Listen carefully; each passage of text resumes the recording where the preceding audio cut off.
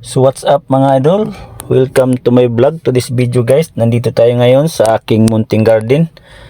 Ayan ang aking mga tanim mga idol. At ito ang aking papaya. So ayan guys, may mga bunga na siya dito sa taas. Ang daming bulaklak at may mga bunga na rin.